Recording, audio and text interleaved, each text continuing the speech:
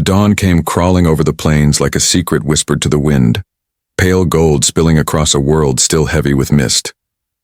The air was cold enough to sting the lungs, and every breath came out like a prayer. Frost glazed the tufts of buffalo grass that bent low beneath their silver crowns, and a thin ribbon of smoke rose from the far-off chimneys of Dry Creek, a settlement that pretended to be friendly until you tried to belong to it.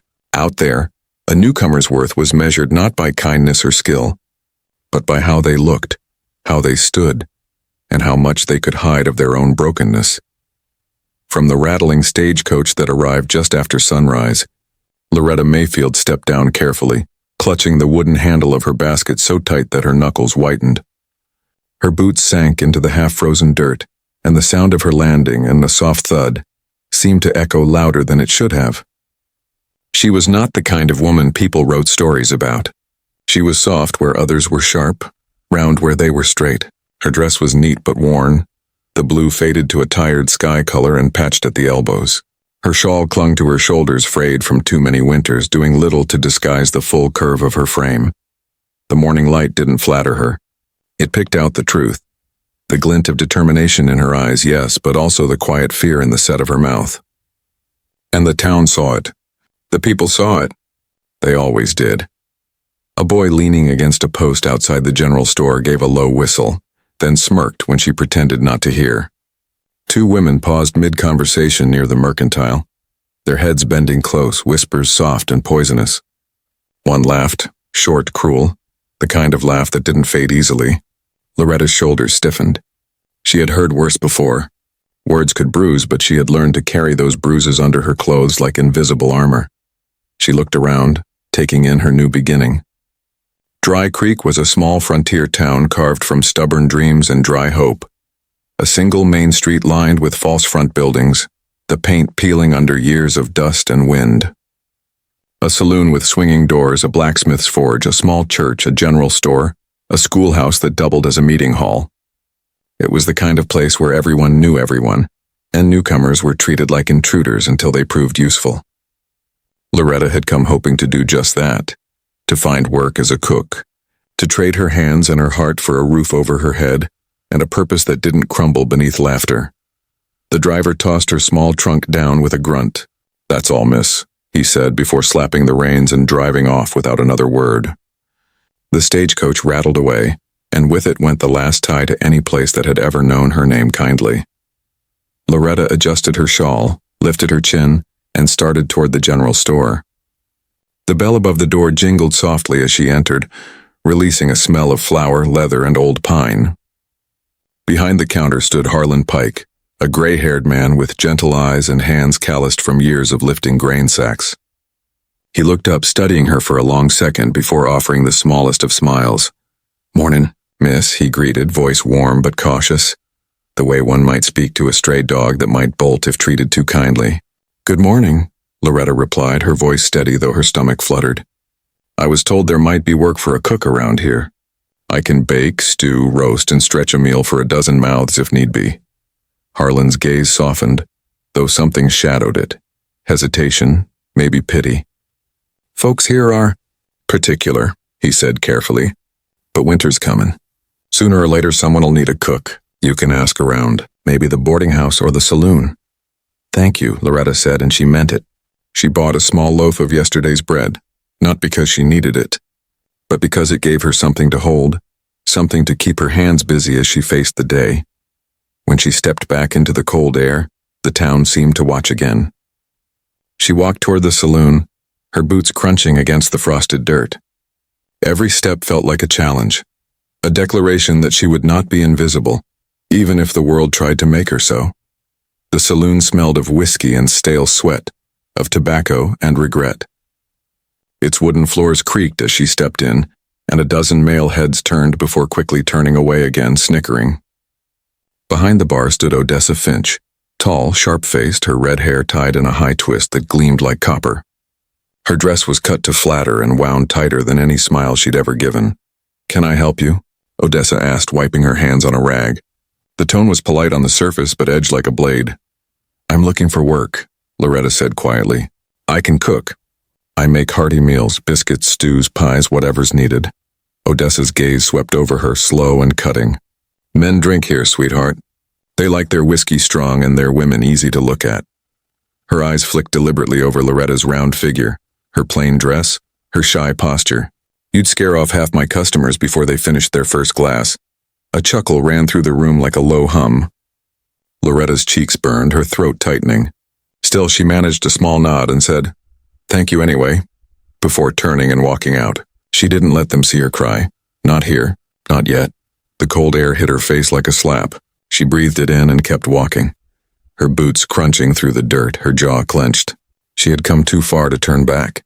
But as the hours passed, rejection followed rejection. One ranch wife smiled thinly and said, "We're looking for someone the men won't mind looking at, dear." Another told her, "We don't have enough food to feed an extra mouth that big." By the time the sun began to sink, painting the plains in molten amber, Loretta's hope had thinned to a thread. She sat outside Harlan's store, the bread long gone, her basket resting on her lap. The world had grown quiet, save for the distant neigh of horses and the rustle of wind through the sagebrush. She closed her eyes and whispered, "Don't give up yet. You've survived worse." Then she heard it, the deep rhythmic sound of hooves approaching. When she opened her eyes, she saw him. He came riding in like a storm held barely in check, a giant of a man astride a black stallion that looked like it had galloped straight out of legend. The horse's coat gleamed like polished obsidian under the fading light, and the man who rode him carried the same dark intensity. He wore a wide-brimmed hat pulled low, the brim shadowing his eyes, and a long coat dusted with the color of the land itself. Everything about him spoke of strength, solitude, and a kind of grief that had settled into the bones. Watt Stone McCrae. The name drifted around the town like wind gossip, a man who had once laughed and loved until the world took both from him. He owned the largest ranch within 50 miles, a vast empire of cattle and dust, and yet lived like a hermit, speaking to few, trusting fewer. Loretta watched as he dismounted, every movement measured and sure. Even Odessa Finch, stepping out to smoke her evening cigarette, paused mid-drag. The street went still. No one dared call to him. No one dared meet his eyes. Harlan Pike stepped beside Loretta, speaking softly. "That there's Stone McCrae. Folks say his heart turned to rock after his wife passed 2 winters back. Keeps to himself now. Good man, but hard as they come." Loretta looked again, something in her chest tightening. Stone tied his horse to the post, his broad shoulders blocking the sunset for a moment. There was something about him. Not just the size or the silence, but the way the air seemed to bend around his presence. The way even the wind went quiet when he looked up. And yet, when his gaze swept the porch and landed on her, it didn't flinch or linger with mockery. It just stayed, calm, measuring, human. Loretta's heart stuttered. She wanted to speak, to ask if he needed a cook, but the words caught in her throat. Men like that didn't hire women like her. She looked down quickly, pretending to fuss with her basket. When she looked up again, he was gone inside. Still, something had changed. A ripple through the still water of her despair. She didn't yet know it, but that single, steady glance, that moment of being seen without cruelty, would turn the course of her life. That night, Loretta sat in her rented room above Harlan's store. It was small and plain. One window, one narrow bed, the smell of dust and old pine. She unpacked her few belongings: 3 dresses, a pair of worn boots, a folded apron, a wooden spoon polished smooth by years of use, and a weathered recipe book with flour still caught in its pages. It had belonged to her mother. She touched its cover gently as if drawing courage from the memory. She cooked a small meal on the tiny iron stove, biscuits, ham, and beans, and ate in silence. The food was good, the flavor rich, but loneliness made it taste like ashes. Outside, the laughter from the saloon drifted through the cold night air, mocking her quiet. When she tried to write to her mother, "Dear Mama, I found a town," she stopped. The next words wouldn't come. She tore the page and fed it to the stove flame. No need to burden her with this, she thought. No need to tell anyone how the world looks at me. The next morning came clear and cruel. The sky a sharp blue, the sun already harsh. Loretta tried again. 2 more ranches turned her away with polite excuses that hid the same truth. No one wanted to hire the fat woman from nowhere. By midday, she sat outside the store again, staring out at the horizon. That's when the sound of hooves came again, Stone McCrae dismounted quietly, loaded a few supplies from Harlan's counter, then turned to leave. But this time when his eyes passed over the porch, they stopped on her again. For a long moment, no one spoke. The town seemed to hold its breath. Loretta's pulse raced. The words tumbled out before she could stop them. "Sir," she said, her voice trembling, I can cook. You won't have to look at me much if you don't like the sight." The sentence hung in the air like a confession. Harlan froze mid-step. Even the wind seemed to hush. Stone's pale eyes regarded her. He didn't smile, didn't sneer. Just looked, long and slow, like a man weighing truth instead of appearances. Finally he spoke, his voice deep and rough like gravel softened by rain. "Come Monday," he said, "if you're as good as you say." Then he turned, mounted his horse, and rode away, leaving the dust swirling in his wake, leaving her breathless on the porch. It wasn't kindness exactly. It wasn't pity, but it was something. A door cracked open in a world that had kept every door shut tight. Loretta clutched her basket to her chest, a warmth blooming inside her chest like fire catching against cold wood. Behind her, Harlan exhaled a slow whistle. "Well," he murmured, "I'll be. Stone McCrae just hired the new girl." And somewhere behind a curtain of the saloon, Odessa Finch leaned forward, cigarette burning low, a thin smile curving her painted lips. "Well, well," she whispered.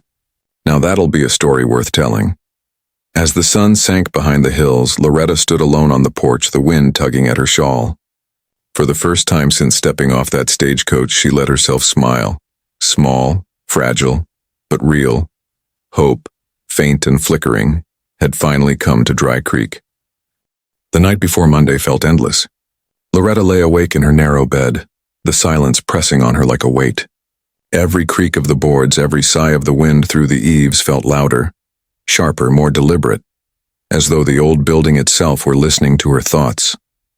She had scrubbed her hands raw after supper, as if she could wash away the fear that clung to her skin, but even in the dark she could feel it, the question that burned through every heartbeat. What if I fail again? The lamp on the table flickered low, its flame small and stubborn, just like her.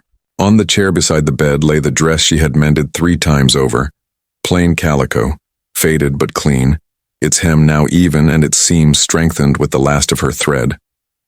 She had braided her dark hair tightly so it wouldn't fall into the dough or the stew. Everything about her preparation was careful, deliberate, desperate. She couldn't afford another rejection. She couldn't bear it. She turned toward the window. Outside, the sky had the color of old steel, dotted with hard, glittering stars.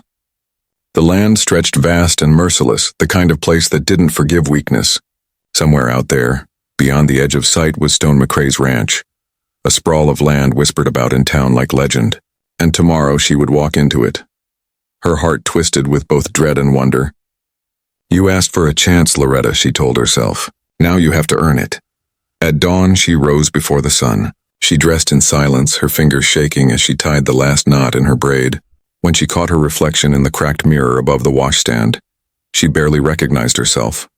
The same soft, round face, yes, but the eyes looked different now. There was something in them that hadn't been there before. Resolve. The sky outside blushed pink as she borrowed a mule from Harlan Pike, who insisted on helping her secure the small basket of cooking tools behind the saddle. "You'll be fine, Loretta," he said kindly. "Stone's a fair man. Not easy, but fair. You cook the way I've tasted you bake, and he'll keep you on till spring." She thanked him, voice thick with nerves, and started down the dirt road that cut through the wide-open prairie. The world around her felt endless, a vast ocean of waving grass and silver sagebrush, the wind rolling across it like invisible waves. The sun climbed higher, gold spilling over the land, and the silhouette of the ranch slowly took shape on the horizon. Long fences stretching to nowhere, a distant barn with a tilted roof and a windmill creaking as it turned. The closer she came, the smaller she felt. By the time she reached the main gate, her hands were slick with sweat despite the chill.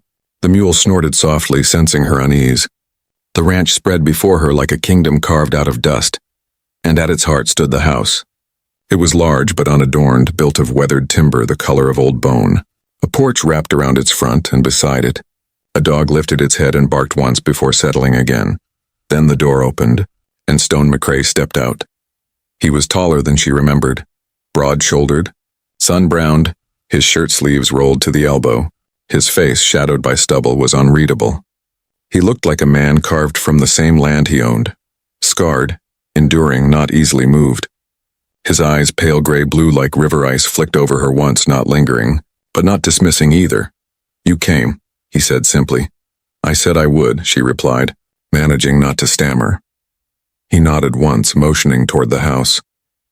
"Kitchen's through here," Loretta followed, her heart hammering. Inside, the house smelled faintly of smoke and old leather, not unpleasant, just lifeless. Dust hung in the air, the way it does when rooms go unused. The walls were bare save for a few nails where paintings might have hung once. The kitchen, when they reached it, was large but cold, a cavern of neglect. The stove was dull with soot, the cupboards nearly empty, and the counters littered with dishes that hadn't been properly scrubbed in weeks. She exhaled softly. "At least this," she thought, "I know how to fix." "Been living on jerky and coffee," Stone said, his tone almost apologetic, though his face didn't change. "Sometimes beans if I remember. Supplies are out back. I'll have someone bring them in." He didn't wait for her reply, just turned and left, the sound of his boots echoing down the hall. The house felt emptier when he was gone, like even his silence had weight. Loretta rolled up her sleeves and got to work. At first, the kitchen seemed to resist her. The stove's door creaked in protest. The iron pans were rusted from disuse, and the cupboard shelves were coated in a fine film of dust. But she moved with purpose, her motions confident, her breath steadying with each task. She scrubbed the surfaces clean, washed the pans until they shone faintly, built a fire in the stove until its belly glowed warm and red. The smell of smoke and bread began to fill the air, not just a scent, but a feeling. Life returning to dead wood. When she began cooking, something inside her shifted. The rhythm of chopping onions, the slow sizzle of fat in the pan, the bubbling of beans as they simmered. These sounds had always been her refuge. She moved like someone remembering who she was. By the time Stone returned a few hours later, the kitchen was transformed. The fire roared, the counters gleamed, and a rich, savory scent filled every corner. Stone stopped in the doorway. His eyes flicked to the loaves of bread cooling on the counter, then to the pot on the stove. "You work fast," he said. "It's what I know best," Loretta replied. He studied her for a moment, then nodded. Without another word, he left again. But when she went to fetch more firewood later, she found a new stack neatly arranged beside the stove. No comment, no explanation, just quiet help. The days settled into rhythm. Each morning, Loretta rose before dawn to prepare breakfast for the ranch hands, men who at first barely looked her way. They were polite but wary, their glances quick and uncertain as though unsure how to behave around her. But hunger softens most hearts. By the third morning, Tommy Crow, a wiry young hand with a boyish grin, said, "Ma'am, these biscuits could make a preacher sin." The others laughed, kindly this time, and Nate Hollis, the youngest of the crew, nodded eagerly, mouth already full of gravy. Loretta smiled, shy but pleased. "There's more in the oven," she said, and from that day forward the tension began to ease. The ranch came alive in ways it hadn't before. The kitchen became its beating heart. Every meal she cooked carried warmth, not just flavor, a comfort that spread through the house like sunlight after a storm. Even the dog seemed calmer when she was near, lying by the door while she hummed softly over her pots. Stone McCrae, meanwhile, remained a man of few words. He ate quietly, nodded once after each meal, and disappeared into the fields. But Loretta noticed small things. The way he started leaving tools fixed that she had mentioned in passing, or how he brought her sacks of flour without being asked. One evening he set a small bundle of wild herbs on the counter and muttered, "Good for stew," before walking off. Those gestures spoke more than any praise. Still, she never forgot the whispers that followed her from town. One afternoon, Tommy Crow came in from a supply run looking uneasy. He hesitated before setting down a sack of sugar. "Miss Loretta," he began, "you ought to know. Folks in town been talking again. Odessa Finch mostly. Says Stone must have gone half mad to hire a..." He stopped, cheeks reddening. "Says you're just here to keep out of sight. That the ranch won't run out of food with you around." The words hit like a stone to the chest. For a moment, Loretta said nothing. She stirred the pot of stew before her, hands trembling only slightly. "Thank you for telling me," she said quietly. Crow looked ashamed. "Don't mean nothing by it. Folks they don't know you." "I know," she replied softly.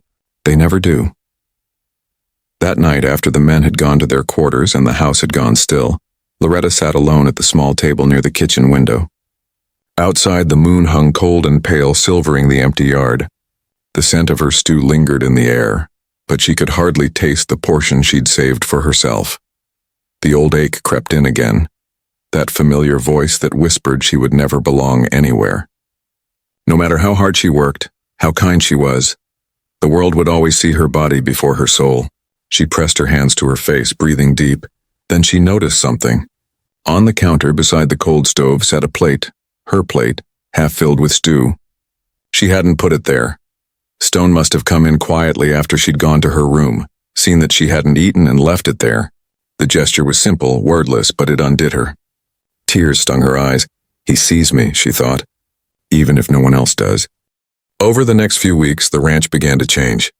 The men grew stronger, laughter returning to their meals. The house no longer felt haunted. It felt alive. Loretta learned the rhythm of the place on the clatter of boots at dawn, the wind's whistle through the barn boards, the low rumble of Stone's voice when he gave orders. She even caught him smiling once, faint and brief, when young Nate nearly fell face first into a fresh pie. But there were still moments, quiet ones, when the walls around Stone seemed to close again. Sometimes she'd find him standing alone outside at dusk, staring toward the horizon, the light turning his face to granite. Once she brought him coffee and asked gently, "Do you miss her?" He didn't answer right away. The wind tugged at his shirt, the smell of rain in the distance. Finally he said, "Every day." And then, after a long silence, "But the house don't feel so empty now." Loretta turned away before he could see her tears. But kindness has a way of stirring envy. And gossip once born grows teeth. Odessa Finch began sending word through every supply wagon that passed. Little lies dressed as observations. "Poor Stone," she'd say, sighing dramatically. "Lonesome man's lost his mind. Hires himself a cook too big to fit through the door." The laughter it earned in town rippled all the way to the ranch, carried on careless tongues. Loretta heard some of it secondhand, felt it like old wounds reopening, but she stayed silent. She poured her pain into her work, letting her food speak where her words could not. Until one morning, when Stone himself rode into town and heard the laughter with his own ears. The rancher's temper was slow, but it was deep. He didn't shout, didn't fight. He just looked at Odessa long and hard until her smirk faltered. "You talk too much," he said, voice low as thunder. "And you talk about people you're not fit to judge." He left her standing there in her fine red dress, eyes wide, cigarette trembling between her fingers. By the time he returned to the ranch that evening, the rumor mill had gone quiet. When Loretta saw him dismount, she opened the door before he could knock. "Did you go to town?" she asked softly. "Had business," he said, brushing dust from his hat. His tone gave nothing away. She didn't ask what kind. Instead, she smiled and said, "Supper's ready." He nodded. "Smells like home." It was only 4 words, but they were everything she'd ever needed to hear. That night, after the dishes were washed and the house had fallen into peaceful silence, Loretta sat by the window again, looking out at the stars. Her heart felt full and strange, like something had finally shifted into place. She had come here with nothing but her skill and her stubbornness. Now, for the first time in her life, she had something more, belonging, and far beyond the horizon. The lights of Dry Creek flickered faintly, unaware that the woman they had laughed at was slowly, quietly changing the heart of the most feared man in town. The wind brushed through the grass outside, whispering secrets only the land could keep. Loretta closed her eyes and smiled. Tomorrow would bring more work, more whispers, more chances to prove herself. But tonight the world was kind. It began as a whisper, a restless wind that slithered down from the mountains at dawn, stirring the dry grass and rattling the barn doors. By mid-morning, clouds gathered over the prairie like bruises, dark and heavy, pressing low against the world. The air smelled of iron and rain. Even the horses grew uneasy, stamping and snorting as the temperature dropped. Loretta was kneading bread in the kitchen when the first rumble of thunder rolled through the valley. She paused, her hands deep in dough, and looked out the window. The sky had turned the color of slate, and the windmill on the far hill spun wildly, shrieking against the gusts. Stone's voice called from the yard, sharp and commanding. "Nate, Tommy, secure the fences! Move the herd toward the ridge, and they'll spook if we don't get ahead of it." Through the window she saw him, tall and solid even against the rising wind, his coat whipping around him, his movements sure and practiced. Men obeyed without hesitation, scattering across the ranch to tie down tarps, close gates, and drive the cattle to safer ground.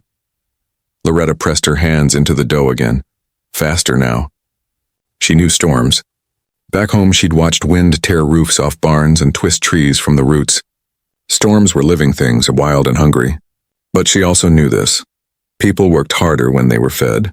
So she worked faster, shaping loaves, stirring stew, setting pots to boil, her heart keeping rhythm with the thunder outside. When Stone came in an hour later, soaked to the bone and streaked with mud, the smell of food met him like an embrace. Steam rose from the table, thick stew, warm bread, coffee dark as molasses. "You'll catch cold," she said, rushing forward with a towel. He hesitated as though unused to such care, but she didn't wait for permission.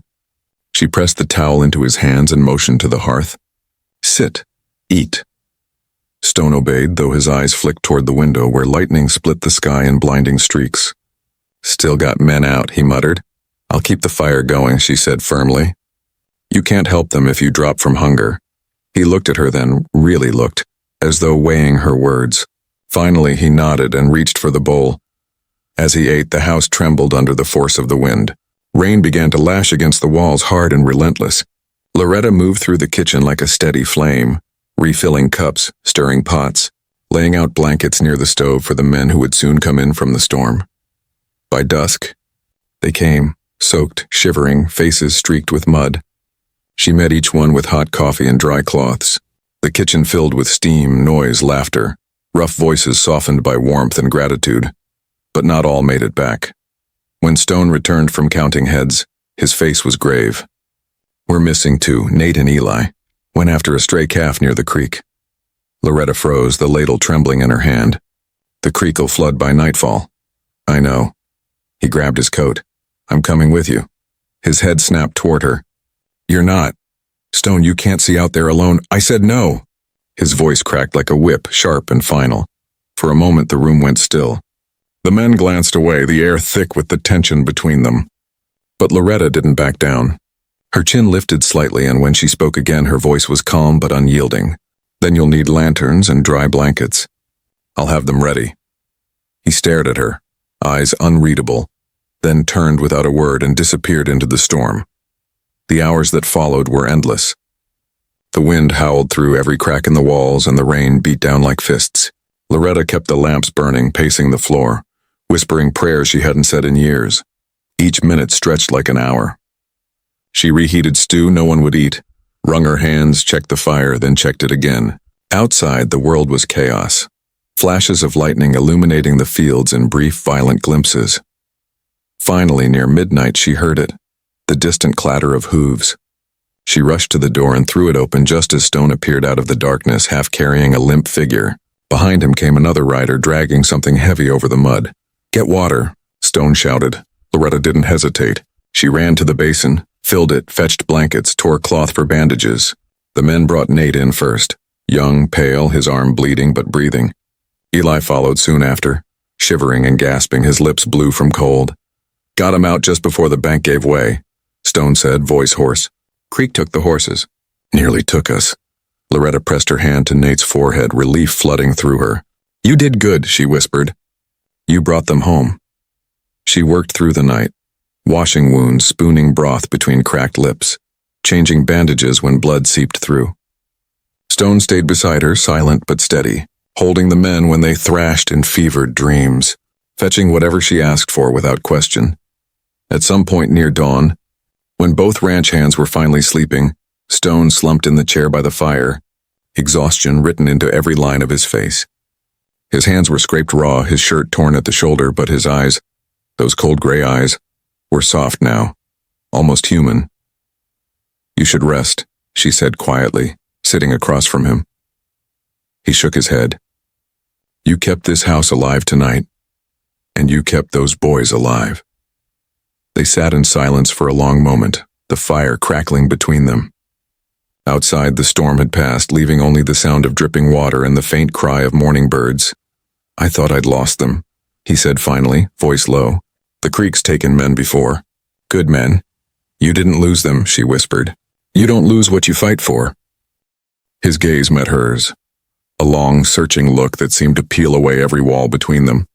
There was gratitude there, yes, but something deeper too, something neither dared name. Then he looked away, cleared his throat, and said, You'll have to tell me your secret one day. She smiled faintly. What secret's that? The one that makes this place feel like home again. Her eyes shimmered in the firelight. It's no secret, Stone. Just a little kindness. And a good meal. By sunrise, the storm had gone, leaving the world washed and shining. The fields were soaked, the fences down in places, but the house still stood. Smoke curled gently from its chimney, the only sign of life for miles. When the men awoke, they found breakfast waiting. Eggs, coffee, and warm bread that smelled of peace. Nate's arm was bandaged neatly. Eli was breathing easier, and for the first time in months, laughter filled the air again. Outside, Stone walked the perimeter of the ranch, surveying the damage.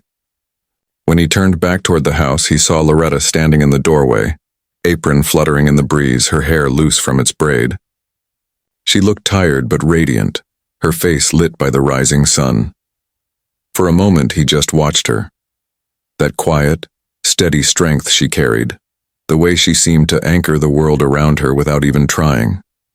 Then slowly he removed his hat and nodded once, a gesture of respect so simple it carried the weight of a vow. That evening, when the last of the storm's wreckage had been cleared, the men built a fire outside. They roasted what was left of the week's meat, shared stories, and sang. Loretta joined them for the first time, shy at first, but the warmth of their voices drew her in. When she laughed in a deep, rich sound that came from somewhere honest, Stone looked up from across the fire and smiled. It was small, fleeting, but it was real. He hadn't smiled like that since his wife died, and in that moment, as the firelight danced across their faces, Loretta realized something she hadn't dared believe until now. The ranch wasn't just surviving. It was healing, so was she. The days after the storm were like waking from a long sleep. The world smelled new, wet earth, clean wind, sunlight burning off the last of the rain. Grass sparkled with dew, and the river, though swollen, ran smooth again under the pale morning sky. Life returned to Dry Creek Ranch in small, steady ways. Fences mended, roofs patched, cattle herded back to pasture.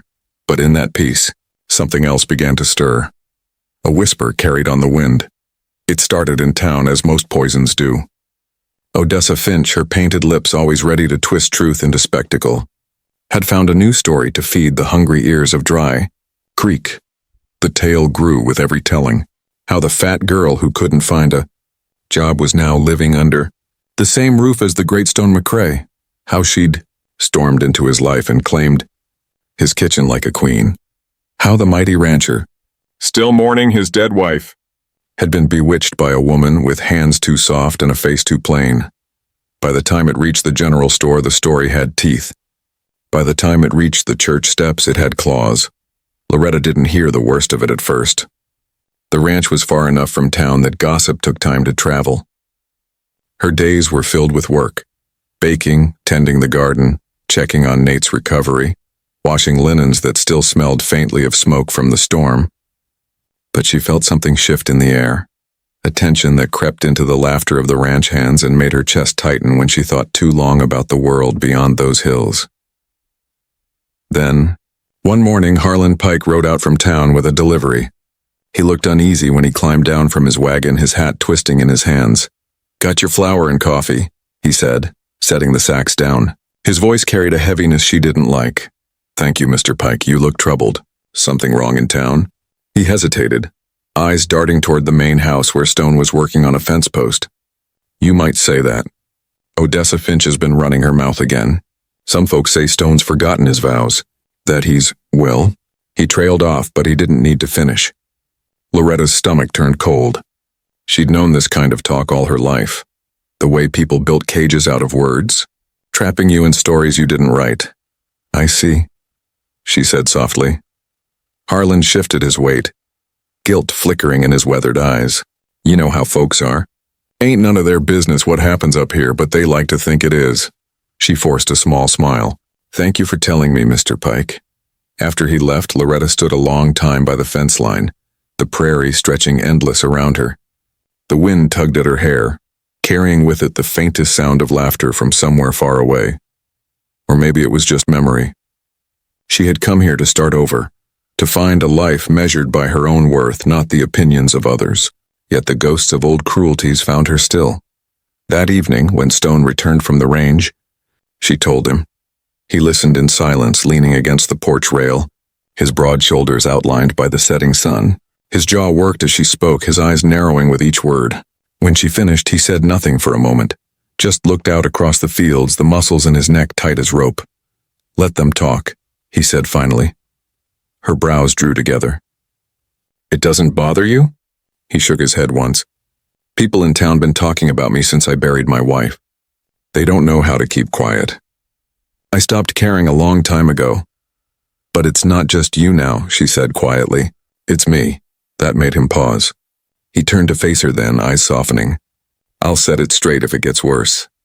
I don't want to fight, Stone. I don't want to be the reason your name gets dragged through mud. His voice was low, firm.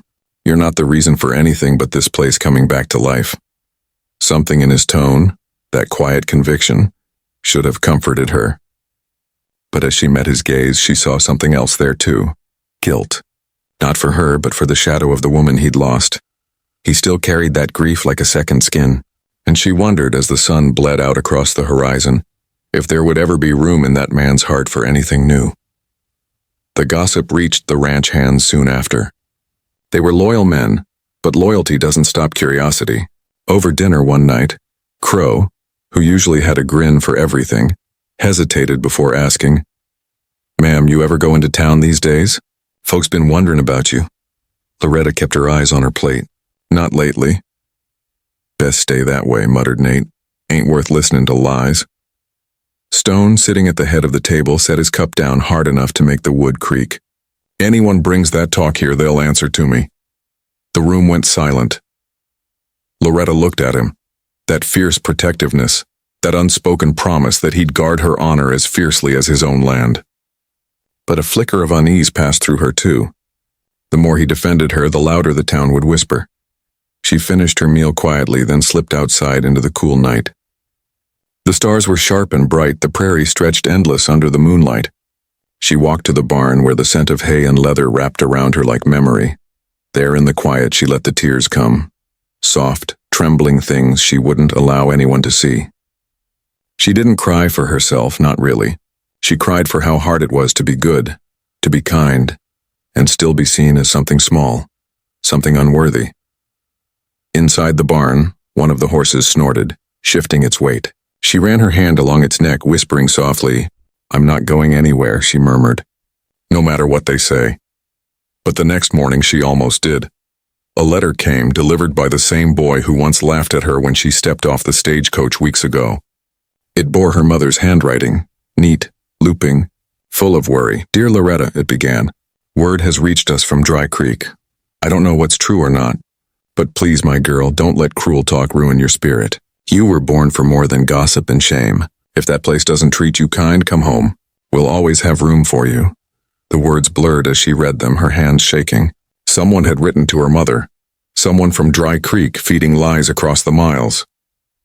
She folded the letter carefully and tucked it into her apron, then stood at the window staring out toward the horizon. The wind was rising again, carrying with it that same faint whisper of judgment. By afternoon, she'd made up her mind to leave. She packed quietly, her mother's recipe book, her wooden spoon, a few dresses.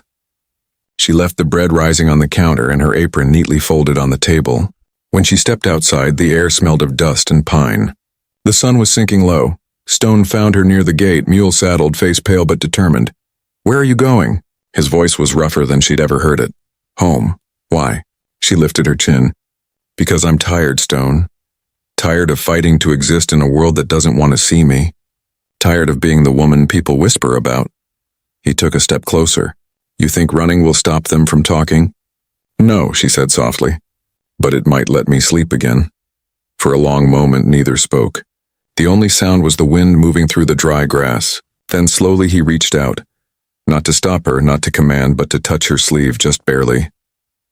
I don't want you to go, he said quietly. This place needs you, she swallowed hard.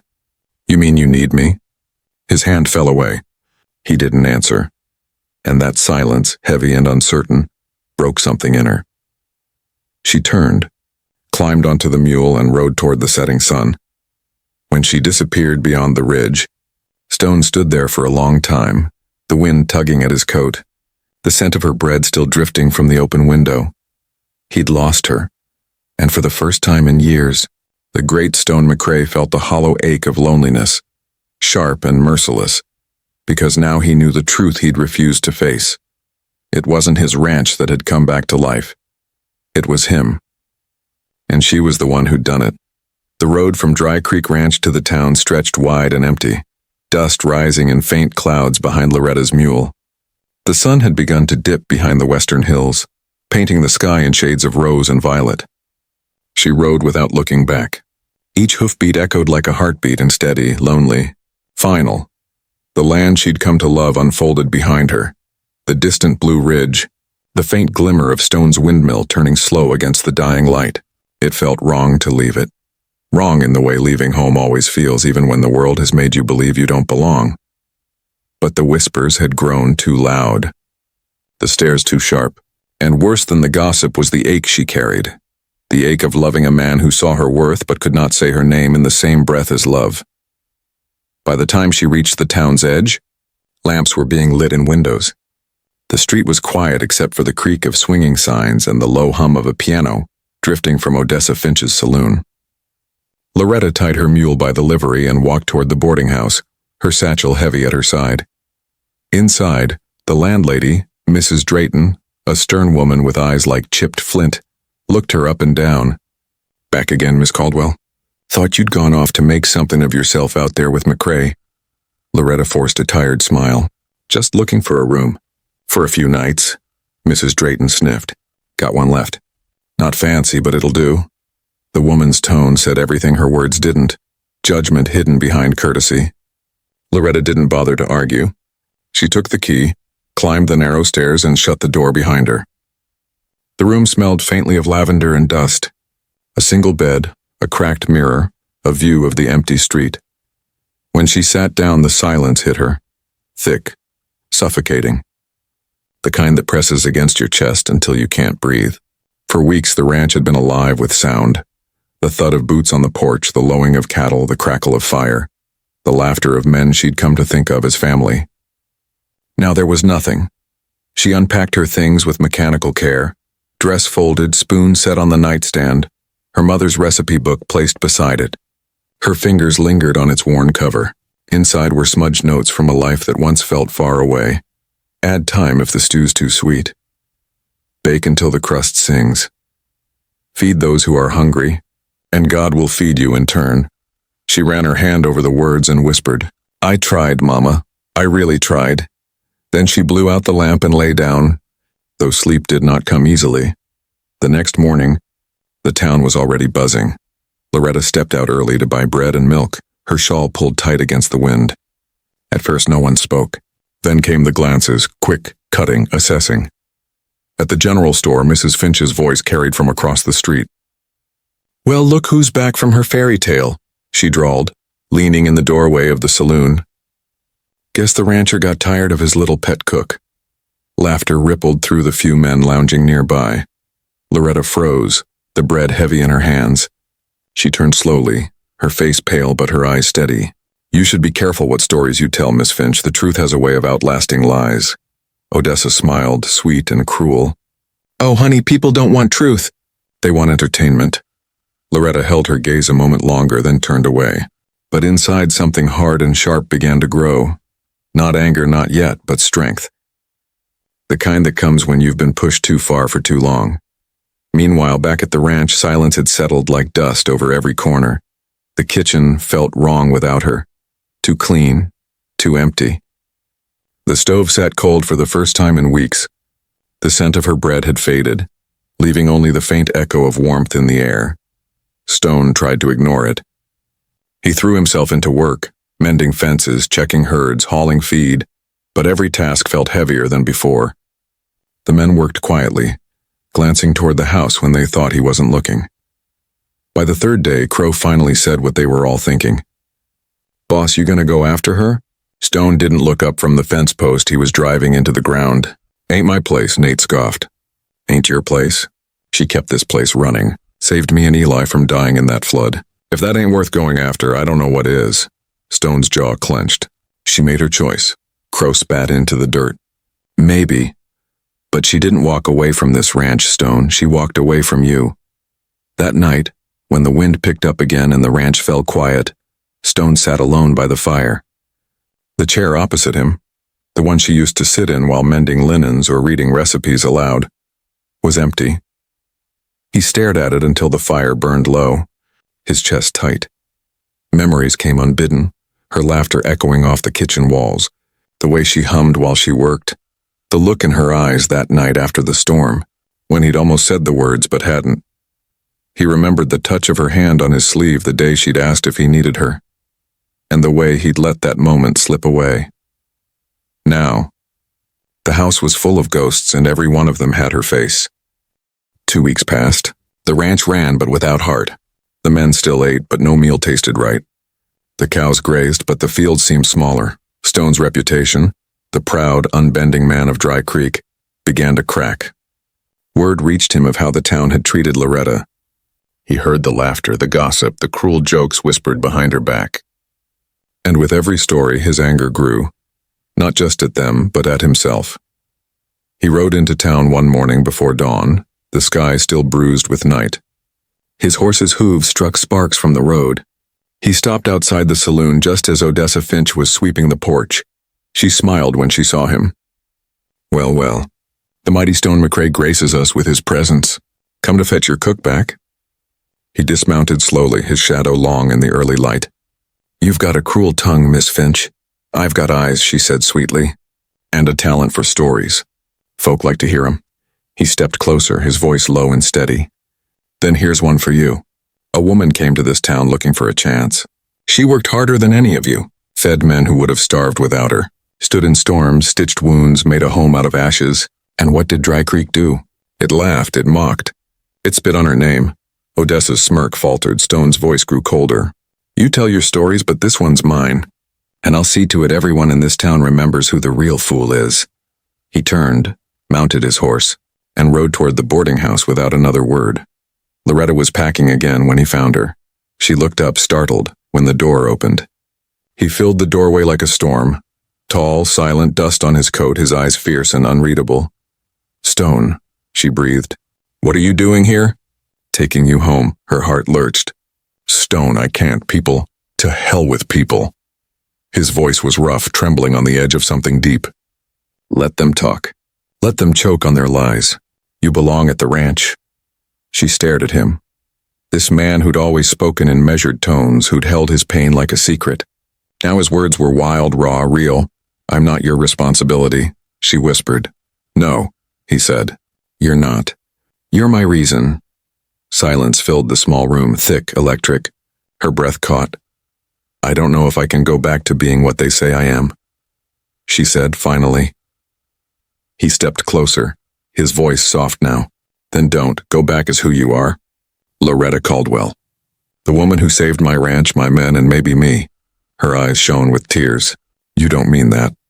He smiled faintly, the smallest, truest smile she'd ever seen from him. "You've got a way of feeding more than just a man's stomach, Loretta. You feed his heart, too.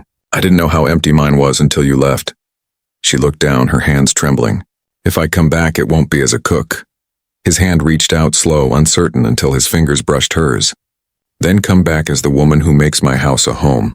Outside, the town watched from windows and porches, whispers rising again, but this time softer, uncertain.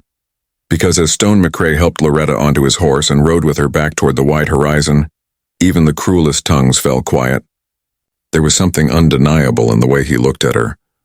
Not pity, not charity, but reverence. The wind carried dust behind them, and with it, the faint echo of justice. The same people who had mocked her would soon have to reckon with a truth they could no longer twist.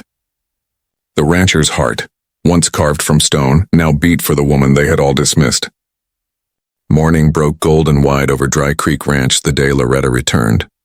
The first light spilled over the valley like honey, soaking the fields and hills in warmth. The world seemed to exhale.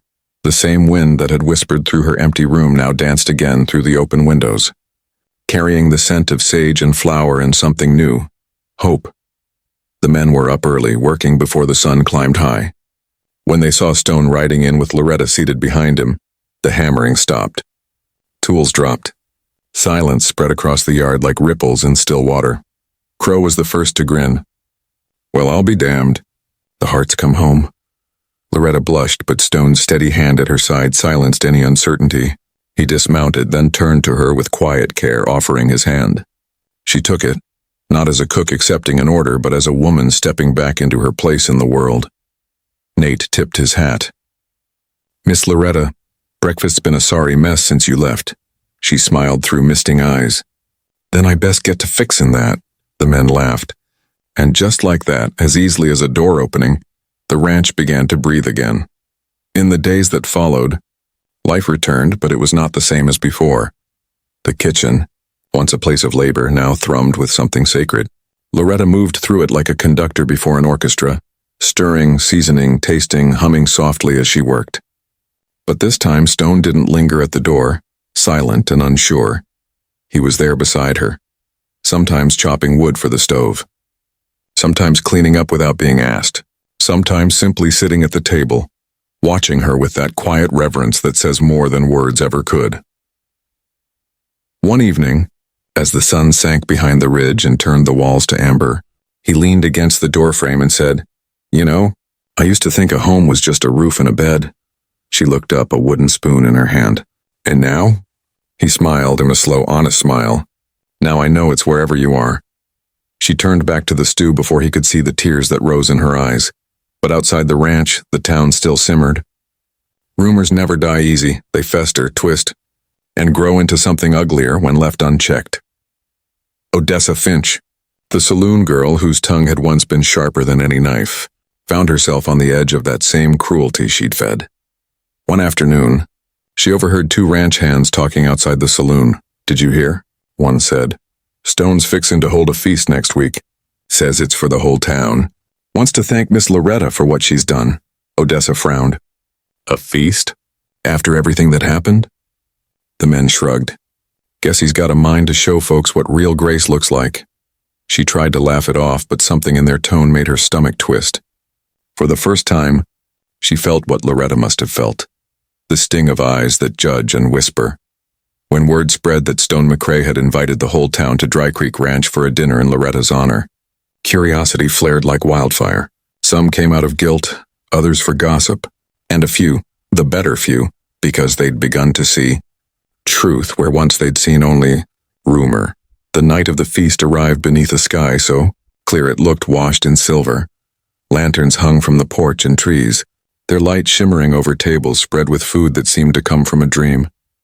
Roasted meats, fresh bread, vegetables glazed with honey, pie steaming with cinnamon and apple. Every dish was Loretta's, made with her careful hands, her love woven into every flavor. The townsfolk gathered, hesitant at first. Laughter came slowly. The old divisions hung thick in the air. But then Crow began telling a story about the night Loretta had dragged two full-grown men out of a flood, with nothing but a rope and her own stubborn will. Nate chimed in with another about her feeding half the ranch with leftovers. Soon people were smiling, ashamed perhaps, but softened. Loretta moved among them, offering plates, refilling cups, her warmth disarming even those who had once spat her name. Then, near the end of the meal, Stone rose from his seat. The crowd quieted. He stood tall beneath the string of lanterns, his hat in his hands, his voice low and clear. "Some months back," he began, "a woman came to my ranch. She came hungry for work, not pity. Folks looked at her and saw what they thought was weakness. But I saw strength, the kind most men will never understand." Loretta's eyes flickered, her breath catching in her chest. Stone went on. She worked harder than any man I've known. She fed us, cared for us, saved this ranch more than once. But the world, this town, thought her too plain, too soft, too much. He paused, his gaze sweeping the crowd. Well, I say she was too much of everything good. Too kind, too brave, too strong to ever belong to small minds. A murmur rippled through the people. Odessa Finch shifted uncomfortably in her seat. Stone turned then, facing Loretta fully. And I was no better. I let fear keep me from saying what I should have said long ago. He took a deep breath. So I'll say it now. Loretta Caldwell, you are the best thing that ever walked through my door. You're my heart, my home, and if you'll have me, I'd like to spend the rest of my life making sure you never doubt that again. The crowd drew a collective breath. Loretta stood frozen, one hand over her mouth. Tears slid down her cheeks, not of sadness, but of release. She stepped forward, her voice trembling. You're sure about this, Stone McCrae? You know I'm not the kind of woman folks write poems about. He smiled softly. Then maybe it's time they did. And there, beneath the lantern light and the gaze of the very people who once mocked her, Stone McCrae went down on one knee. The world held its breath. When Loretta said yes, her voice breaking, her smile radiant, it was as if the valley itself sighed in joy.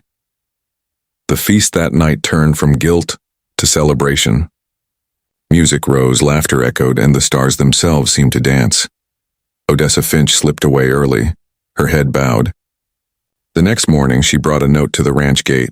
No signature, just 4 words scrawled in uneven ink. I was wrong, sorry. Loretta never spoke of it to anyone. But she left a loaf of fresh bread at the saloon's doorstep that week, still warm, wrapped in a clean cloth. Because forgiveness, she'd learned, was its own kind of feast. Months later, Dry Creek changed in quiet ways. Folks still talked as people do, but their words were kinder now. The girls who once giggled behind fans came to Loretta for recipes. The men who'd snickered at her size asked her advice for courting, and every evening, when the sun dipped low and the house filled with golden light, Loretta and Stone sat together at the table, sometimes silent, sometimes laughing, always content. One night, as she sliced bread for supper, Stone reached over and took her hand. You know, he said softly, you proved something none of us had the courage to face. She looked up. What's that? That worth ain't measured in how the world sees you. It's in how you carry your heart, she smiled. And how you season your stew, he chuckled, kissed her knuckles, and for a long moment, they simply sat, 2 souls who had weathered every cruelty and found something pure in the wreckage. Love, steady and true as sunrise over Dry Creek.